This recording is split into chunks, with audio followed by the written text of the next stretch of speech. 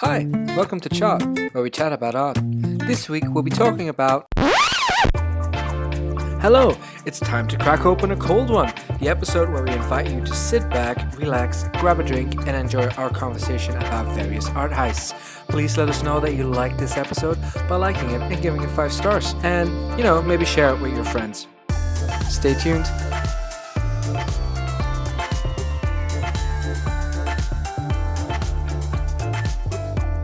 Hi, how are you guys doing?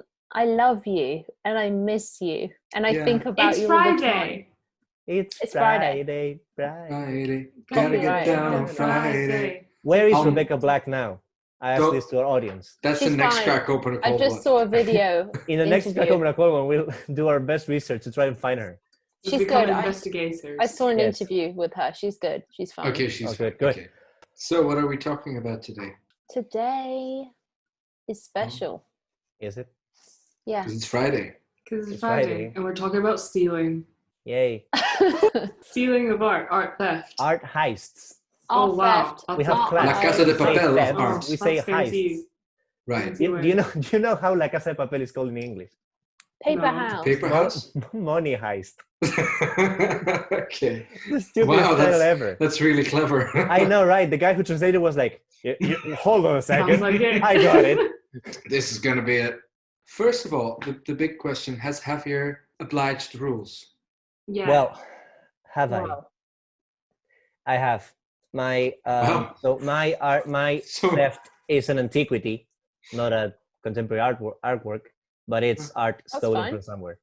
yeah. Okay, that's cool. it's impressive. Like, Yeah. Applaud. It's a very funny story, and I need to give some context, but it's a very funny one. I After feel you like get my the story will win, but I don't want Well, to put we'll any see about pressure. that, Phineas. I don't know if mine will win, but I, I did think mine's another mediocre. picture Which- this. Should we I do- think mine is top tier. Who wants to start their art heist story? Christy wants I to. think- Okay, I'll Christy. do it. I'll do Uh, it because the thing is, like, I would literally be super uncohesive, like incohesive. Her arguments afterwards probably Yeah. be. Like, I see. but, yeah, you'll tell. I'm starting to get red, as you can tell. She drank half cider. Yeah, half a cider is Ah. coming. But anyway, I I'm going have to talk Australia, about. really I have a think. gin uh, tea. Oh, that's class. Fancy. I'm very, Very yeah. fancy. Oh, No, very Finn's got red wine. I have White red wine and white wine. Yeah. And sake. Oh, that's sick. Sake, I love So sake. multicultural we are. Yay. We accept everything, Yeah, we Yes. we love everyone. We welcome all kinds of alcohol into our system. especially So- mine. So Anyway. please, Christy. Enlighten us. I'm going to talk about art theft of Chinese art, and Cool. Nice. it has been suspected that all these works that has been stolen are stolen by Chinese people. Oh boy. So they would go to European museums like Fitzwilliam in Cambridge, I think one in Louvre, and they would specifically steal Chinese antiquities that were technically looted from China during their years of humiliation, which they call that particular time in 1840s till end of 1800s of the years of humiliation. And the most the one that really caught people's attention was the one in Sweden and Norway, where basically they would just target they know exactly the piece that they want, the people who are stealing, and they would just go for it, and then they're in and out in a few minutes. So that it's Wow. really well planned. Ocean's And 11. yeah, and it kind of started in 2010s, especially when the Chinese auction market kind of became a really big thing. The idea of China becoming a superpower, and that's kind of when they really rocketed. And they just started stealing a bunch of stuff, and apparently it has been coming back into the market through the auction houses. Chinese collectors are shamelessly displaying works that has been taken from the past, and they would just happily display it at home, which is quite interesting. Okay. But yeah, so the one that really caught attention was the break-in at the Chinese pavilion at Sweden's Drottningholm Palace, which is a Chinese palace. And another one is the Oriental Museum at England's the Durham University, as well as Fitzwilliam Museum at Cambridge. And there's also 2 thefts at the Chinese collection at Norway's Code Museum, and they would just steal objects that has like questionable provenance, and they would just take them and then sell it back in. And there has been like a lot of news coverage about Chinese people are looting the stuff that they've stolen. They're stealing them back, and they're not shameful about it at all. But do they return them somewhere? Or No, they don't. They don't return it to the museum. I mean, of course not to the museum, but do they show up in China, like in a? Yeah. That's what I'm saying. Like they show up in auction houses sometimes. Wow. And but then most of them they kind of do it through like underground sale. Right. At least that's what the articles are saying. They're really suspicious about like they're definitely like it's the Chinese people, or someone was saying that it might be like government funded as well. Oh. Like a Yeah. conspiracy. I like it. Yeah. So so that's like a few Chinese heists. That would be such a good movie, though. I mean, there's like loads of movies about art heists or antiquities heists, or even Mr. Bean. Yeah. You know that one particular a one reference for the entire criminal world. where he tries to steal the crown, wasn't it? Oh, right. Do you remember that? Right. Yeah, and it was quite funny. But yeah, anyway, there's also one of like the really famous the Chinese zodiac fountain heads. So it's like all the 12 zodiac signs, and it was on auction in 2009, and a Chinese buyer bid it and got it at auction, but then refused to pay for the fountain heads because he was saying like it's technically looted from the palace in Beijing. Eventually it was donated back to China. Cool. Okay, cool. Bish, So bash, that's it. bosh. I'm already thinking what I would steal if I was an art theft. I think Mara would go for the Mona Lisa. Because it's neat and tiny. That's not even. That's not already even been stolen. Been That's not stolen, fun. and Yeah. also I know. it's probably not even the real thing. What's out there? Ooh.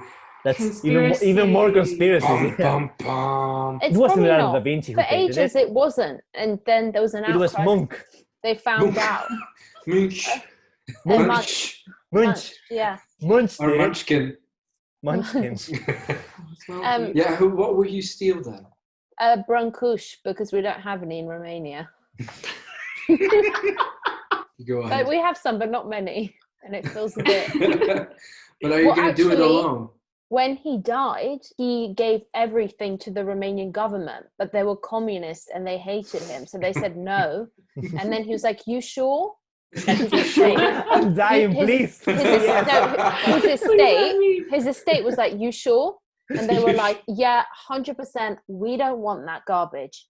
And then when it fell, they were like, "Hi, we made a mistake. Wondering if we could possibly get those back." And they were like, "No, we've already made a whole thing at the Pompidou outside. Right. It's a bit too late. We're kind of going to keep hold of them. Hope that's cool." And we couldn't do anything about it. So I'd go there. So, but how are you going to tackle that operation of stealing? I think I'll hire people. I don't really think it's me. By people, you mean us, probably. So it's not about stealing. It's about ultimately having it.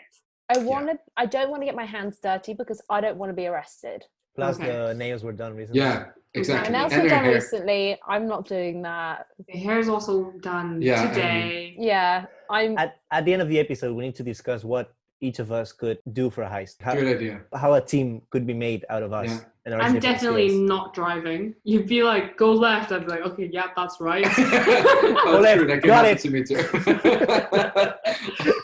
I'd be like, okay, left, right, left, right. What? No, but we should think about it at the end of the episode. Yeah. I feel like Yeah. we're going to have a lot of emails after this episode. I think the FBI is going to be Potential. like in this video.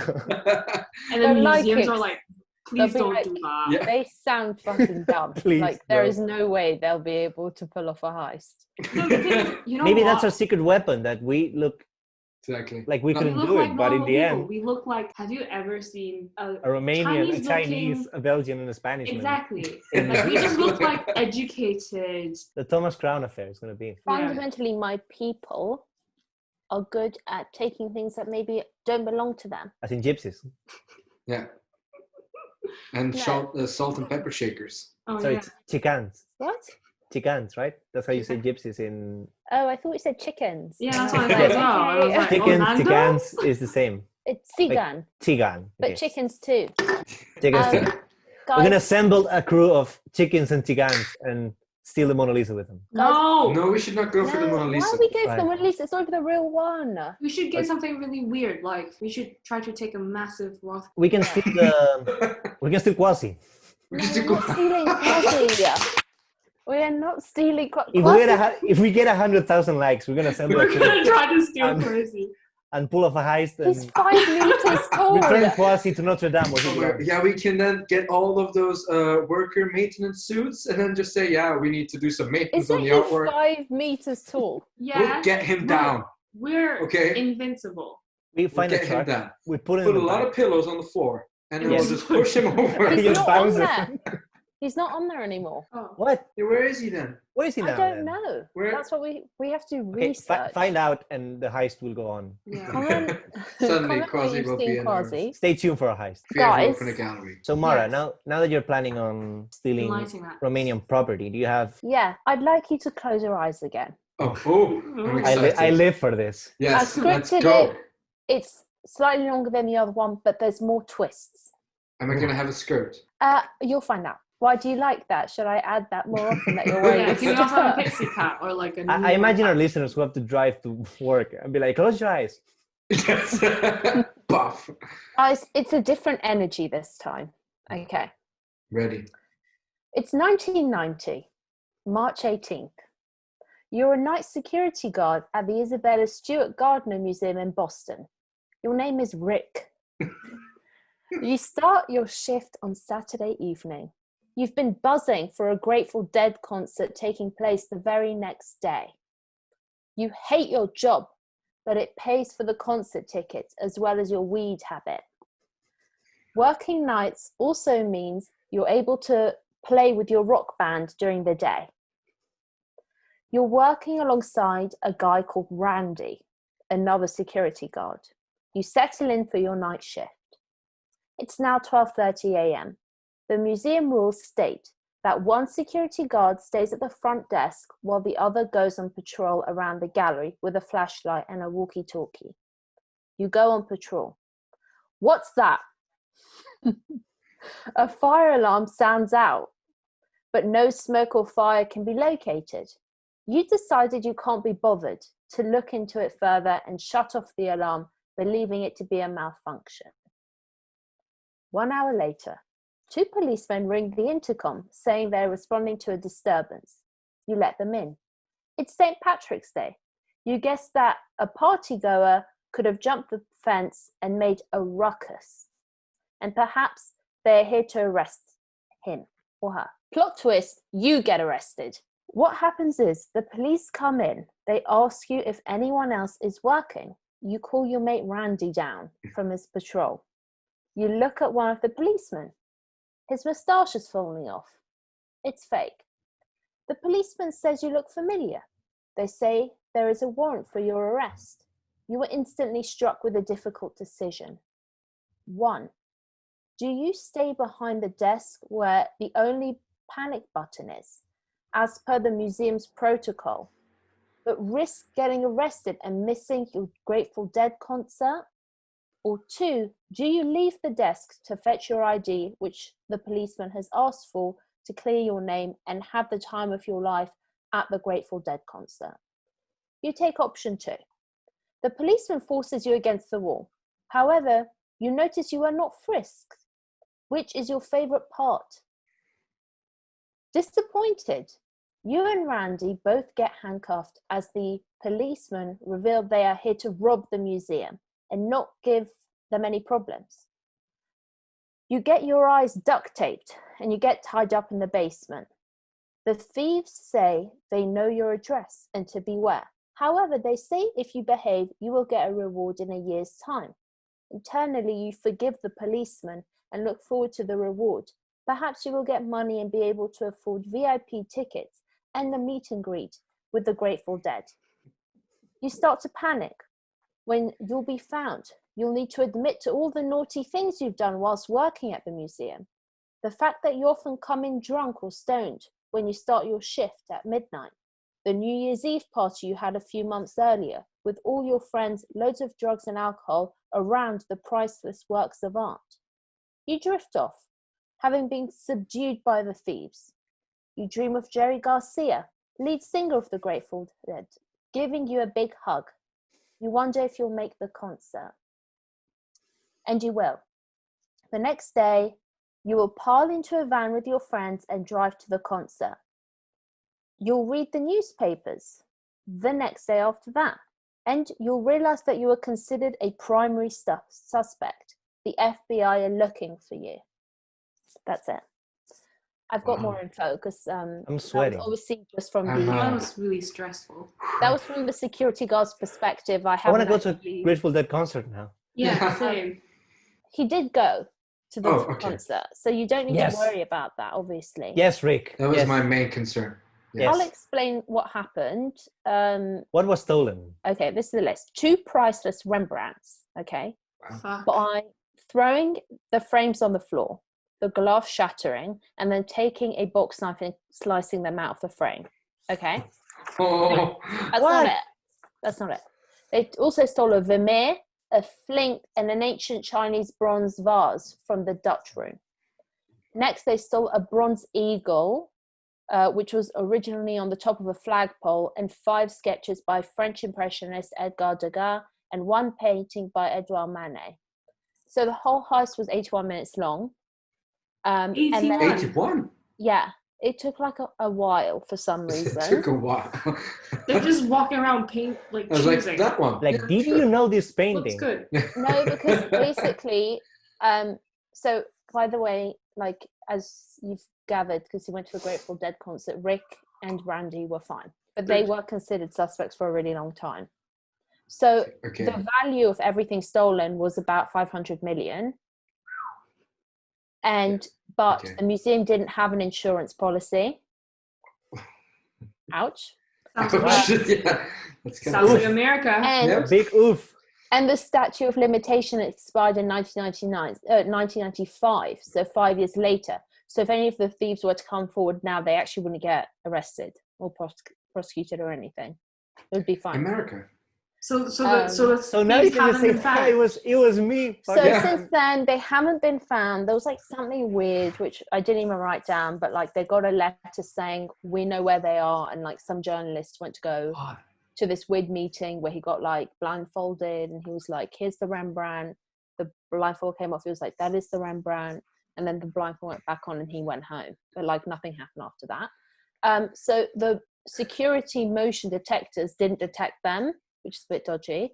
They only detected Rick, who had done his shift, like patrolling around earlier, and Randy. If anyone in the audience knows the people who robbed these things, please tell them that we want to interview them in our podcast. Yeah, because they're not going to get caught anyway. Yeah, and we're so impressed. Please. That would be so cool. Yeah. That will catapult us into like... And we may need for a little heist of ours. Yeah, we can we just like have like 50 million, you were saying? 500. 500. Can we have 1 million each? Well, no, that's too greedy. I would say like 1 million. They have just for us 490 but do they millions left. When you steal those works, like if you own them, you can't really ever say that you have them. Yeah, you will never be able to sell them. No, but then if you sell it underground, there must be people. I mean, the Chinese people are selling it underground and they're like really down for it. Although some of them were worth millions, the Rembrandts, the Vermeer, the Chinese vase was only like a few 100,000. Although these disgrace. I know that's a lot. I know that's loads of money. But there was like Michelangelo's and Botticelli's there right next to them that they could have taken and they didn't, which would have been really easy. And the weird flagpole decoration also wasn't worth that much. So it kind of comes across like they went in with a really particular list of things that should be stolen. I mean, maybe they needed ones that were like big enough to be very worthy, not big enough that are the Botticellis and Michelangelos really big? I mean, yeah, if you sell, you cannot sell a Michelangelo in an underground. Yeah, because like that's just. But at the same time, like maybe in the American market, like a veneer, they'd be like, "Oh, who the fuck is that?" Maybe Hobby Lobby is out there. Like, you know what the Bible Museum needs? Like a Michelangelo. Fucking David.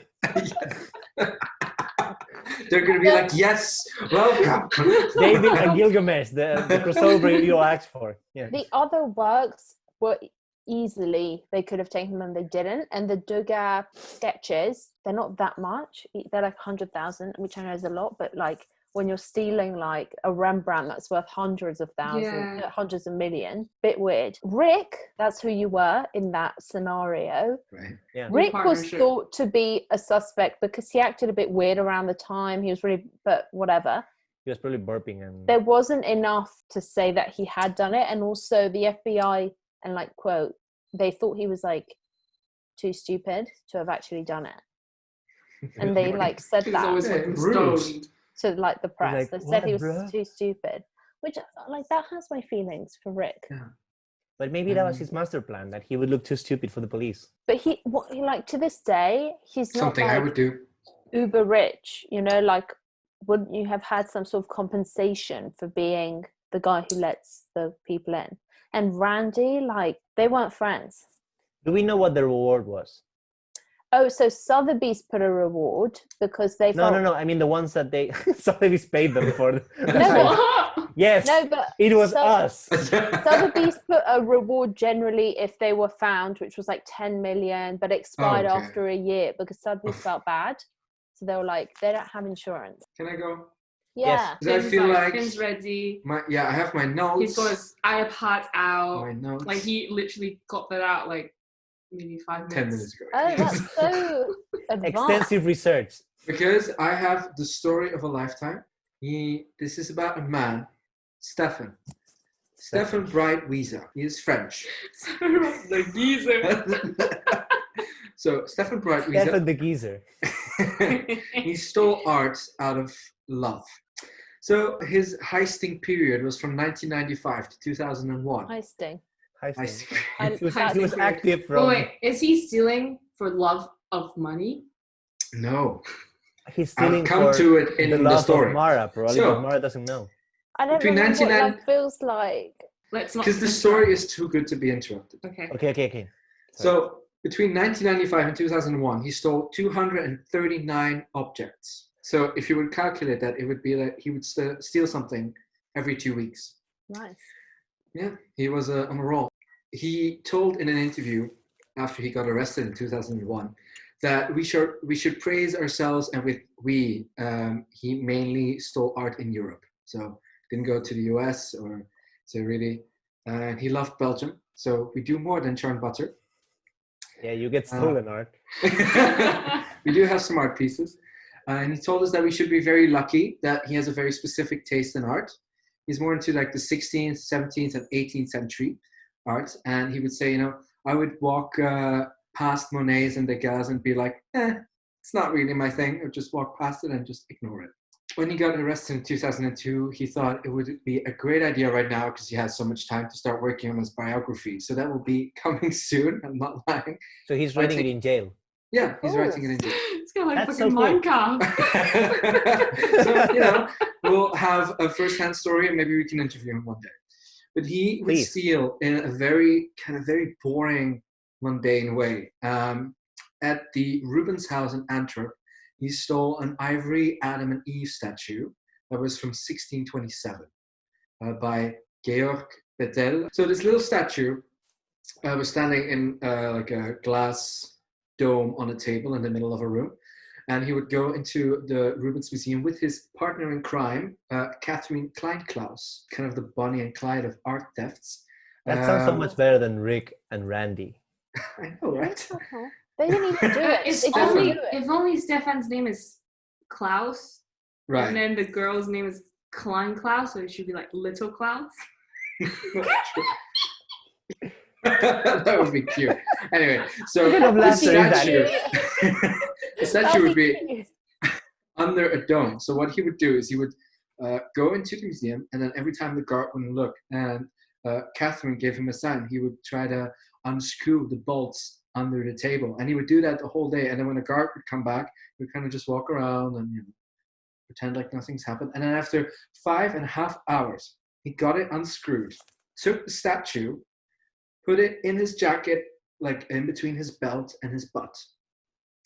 And then he would just kind of casually walk out. Because you would think, I have this artwork from 1627. I'm really nervous. I'm just going to bolt out of the space and just going to... No, he just quietly went out of the room. He said goodbye to the guard. He said, like, hey, like a little head nod. And then before exiting the museum, he went to get an espresso and kind of just, looked at the bookshop. And then he casually strolled outside like nothing's happened with Catherine Klein-Klaus. And he had the statue like in his belt, like in his jacket. His jacket. Is it tiny? How big was the statue? Yeah, it's like how is that? Like 25 centimeters. Okay, then it's like doable. I thought it So was he like just looks like he has a huge ass. Yeah, like a bulky, weird construction. But anyway, so then he would go back home in France, close to Paris, and home was the attic of his mother. And the attic was kind of a space that was his Alibaba lair. So. Oh, nice. Yeah. All the artworks that he has stolen were stored there. All of them in this tiny attic. And his mother didn't know anything about it. So, and then he would come home and he would polish, he would sit on his bed and he would polish the statue with soap and some lemon juice. And then just cuddle it in his bed. So I read this story somewhere. Where is he had a really Klaus doing this? I think they had like a little, he wants to be alone with the statue. So Klein-Klaus an open cover. Klein-Klaus is like great, but he has a deeper love. But how does he explain it to Klaus? I think she just loves him enough for it to be just. So he cleans it with lemon, which is like juice. Acidic. So Klein-Klaus and Stefan are basically having an open relationship, very modern, very contemporary. Yeah, exactly, with statues or with art in general. Okay, so and all the works that he stole, so there's 239 works, were all stored in this attic. That was a huge ass attic. He never wanted to sell any of it. He just loved it so much that he felt like he wanted it to be as close to him as possible. So, in 2001, he got arrested after stealing a hunting horn from the Richard Wagner Museum in Lucerne, Switzerland. And during questioning, this is where the story gets even more interesting. Juicy. Yeah, it's getting very juicy. During the questioning, the police would show him 70 images of like badly damaged art objects that they found in the river very close to his home. And even the statue that he stole in the Rubens Museum was in those pictures. And in the 68th object that the police would show him, he finally gave in and confessed, and he got 4 years in prison.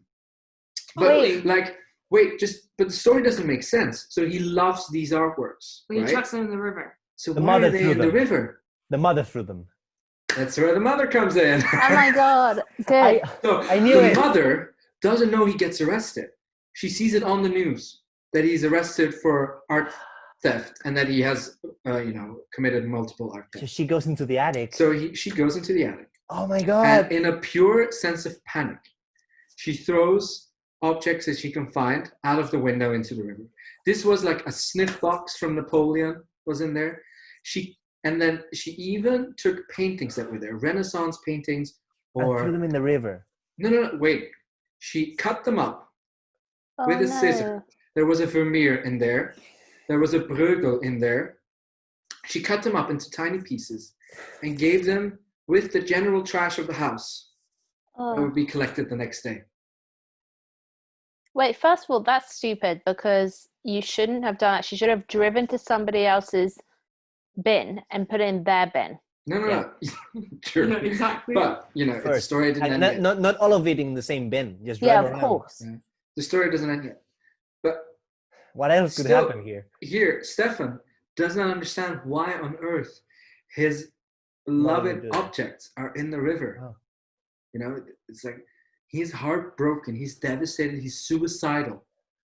And then he learns that and when does he learn it that his mother did it? When his mother came into prison as a prisoner because she got jailed as well. So nothing was. Them out. Yeah, for chucking them out.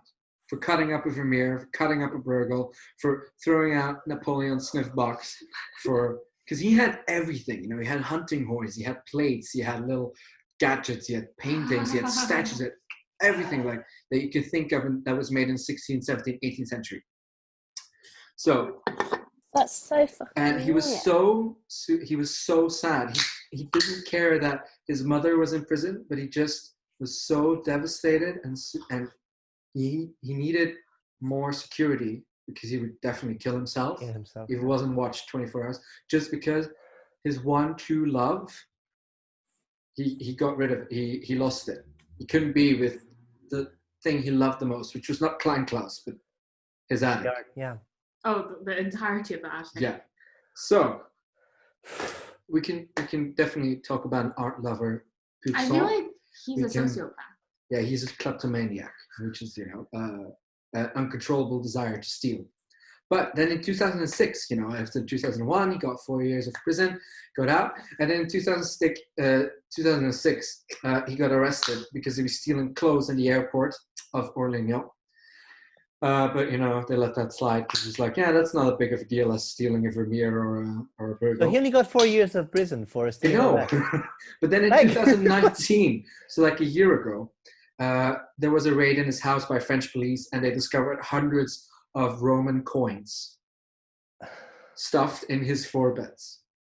So he's in jail again. So he's working on his biography again. But this is the story of Stefan Breitwiese. My struggles. Is how's Catherine Klein-Klaus doing? She disappeared after he got arrested in 2001. I think she felt like, oh wow, he really doesn't love me. I think she felt used. I think so too. I think she was like, I thought I was your Bonnie, but I'm not. I'm actually just a facade. Yes, I'm just used for you to just wank off probably to all these objects. Wow. So he doesn't. It's not really like a love story. He just loves. It is a love story. It's about loving his art. And about how this could be like a great soap opera thing. No, it could be a great movie. It could be a great movie. Yeah. The lesson is your mother's is always gonna be on the way between you and your love.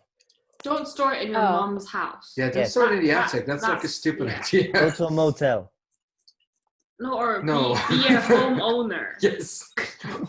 Or get Find a storage job, place. Pay taxes, get a home, and then you can steal things. Yeah. Be like a normal human being. Why do I feel bad for him? But yeah, I feel bad for him because he's like, why? He loves. He just did it out of love. There is a testimony of a neighbor that suddenly you see your neighbor heard these loud plunging noises and like looked out of his window and saw like a horn disappear and then like a box and then a bigger statue like a Greek marble statue in the river. And now I can just imagine in my head like this French dude with like a pipe in his mouth, like just kind of looking at things like flying out of the window. Smoking my peep. My peep. You go ahead, Javier. You deserve the spotlight. Fire away. Just for 5 minutes though. Okay. Maximum. God damn it. So, my art heist happens in my city. What else? Oh, how I've missed that phrase. Not in my city, though. In the city I was born in, which is called Santiago, by the way. Just the village next door. It's literally like an hour and a half away from my home. And it's a really nice place. Point is, this is a city that has a lot of like cultural heritage because of the El Camino, which I have no idea if it has a name in English, but every time I've spoken to international people, they call it El Camino as well. Yeah. But basically it's a pilgrimage site, and it was very known during the Middle Ages and basically ever since. So there's like routes around Europe that people have to follow. There's a set of rules. So you can do it on foot, by motorbike, on horse. You cannot do it by car for some reason because they were not invented. I would can do it with a camel. On horse. I'm sure you can do it on a camel, yeah. So what it is basically a penance, right? So you walk from France. There's people who even did it from Sweden in the 17th century, like really devout Christians. I think you can start anywhere. But basically all of this entire set of rules and, you know, the ways you can do the pilgrimage and all this is recorded in this book called the Codex Calixtinus.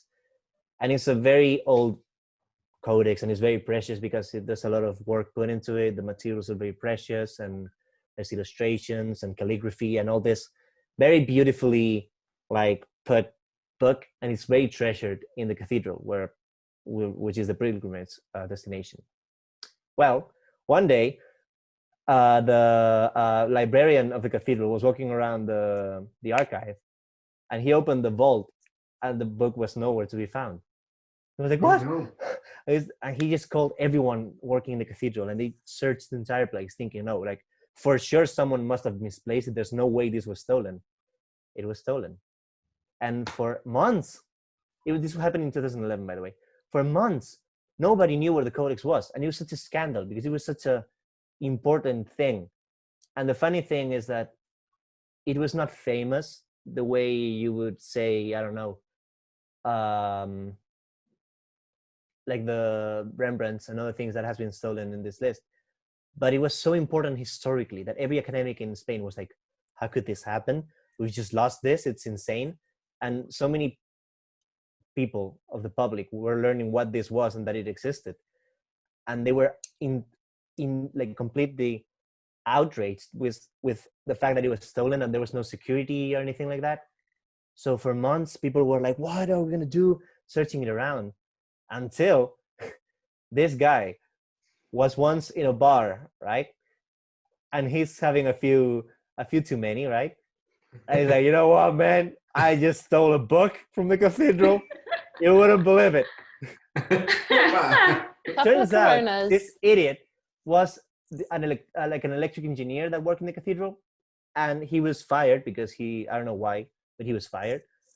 And he avenged this horrible disgrace by stealing the book because he had a master key for the whole cathedral. They just gave it to electric engineer guy. So he opened the vault, took the book, and left. Nobody stopped him. He could go anywhere. Yeah. Anyway, and basically this idiot was so amused by the entirety of Spain being completely nuts about the theft, and everybody wondering, how could this be? How could someone not force a single door and just open the vault and leave and all that? And he went to the bar and he was just drinking and like having chats with friends. And apparently for weeks and weeks, he would like give hints.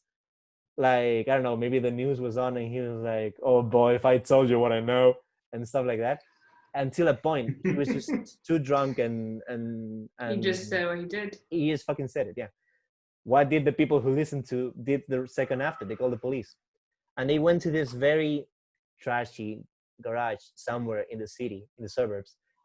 And they found the book wrapped in newspapers, like together with like trash bags and everything. So he wasn't even like using it for anything. He just loved the idea that he stole it, and he was in the news every day, like, suckers.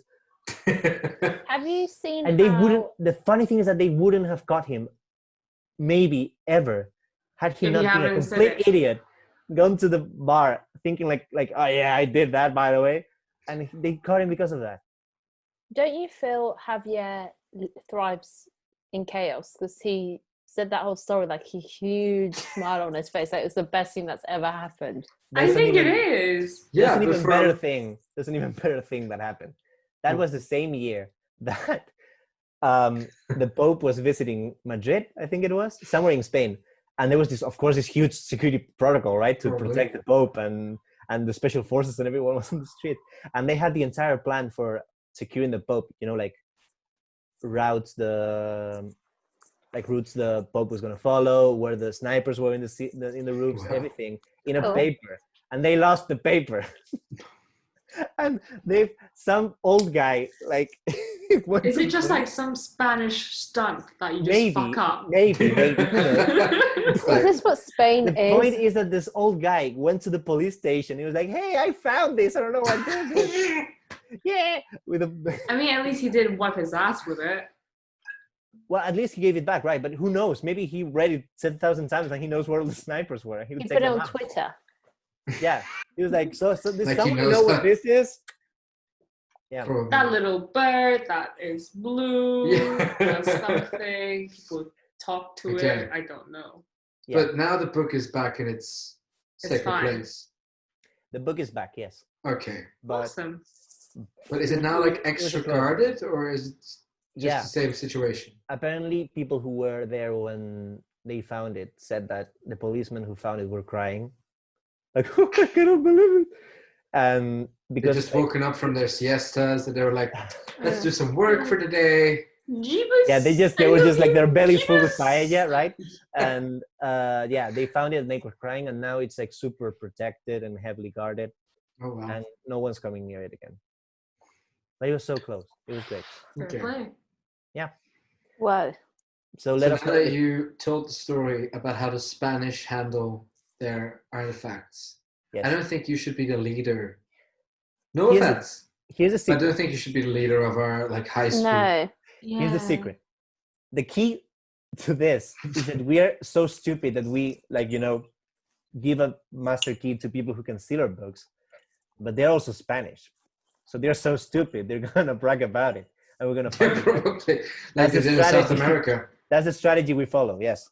Mm-hmm. We just need to like the Men in Black, and then they like right with that little button thing. Just erase your memory, so even if you get really pissed. Or do the Star Wars thing where you haven't seen it. Yeah. And then you'd be fine. 2 movies I've watched. No way. Yeah. You've watched Men in Black. Yeah. The real reason we're gathered here. What would each of us do in a heist?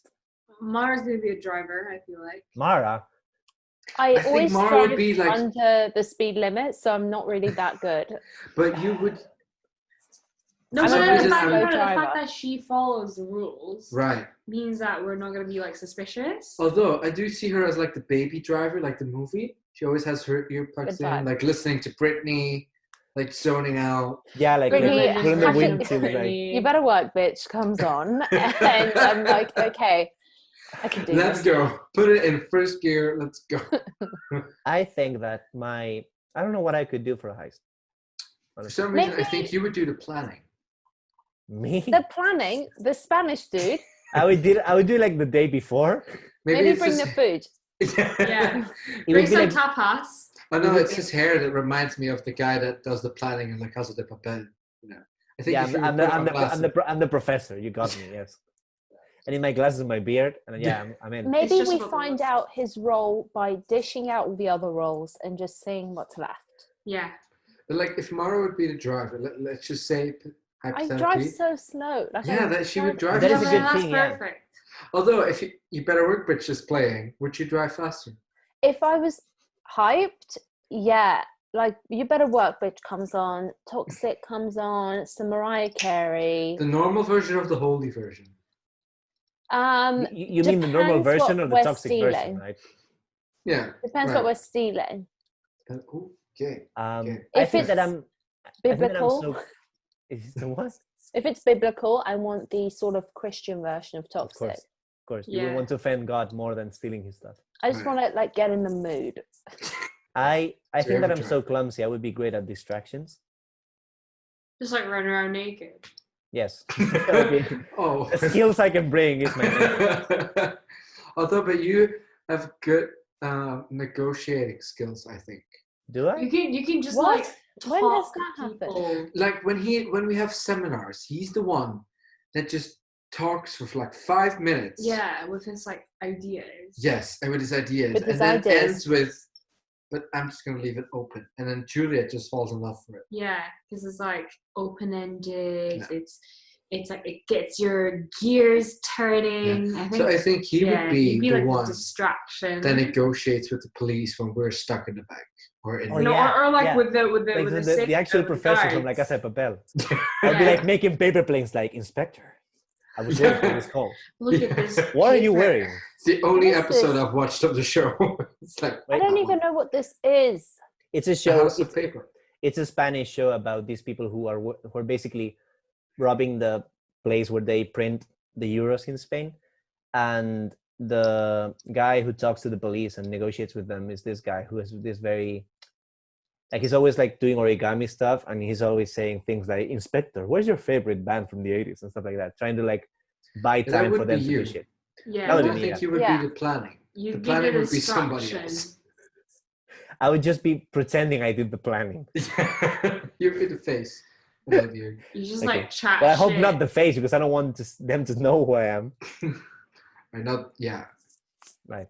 The metaphorical face, yeah. So we've got a driver and we've got a distractor. Distraction. I guess we have to. I think we can be the people who actually steal. We need someone to make a plan, and we need someone to actually go in there. I think it's more of a.